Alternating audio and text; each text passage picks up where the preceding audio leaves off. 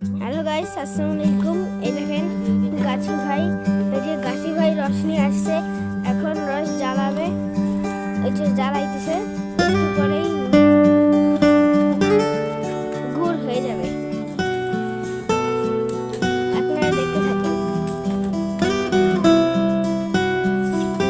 এই যে হলো গাছি ভাই, ওই যে গাছি ভাই।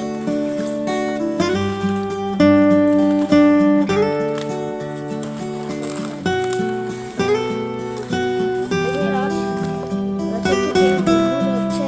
এই যে একটু পরেই ফুটবে, আপনারা দেখতে থাকবেন।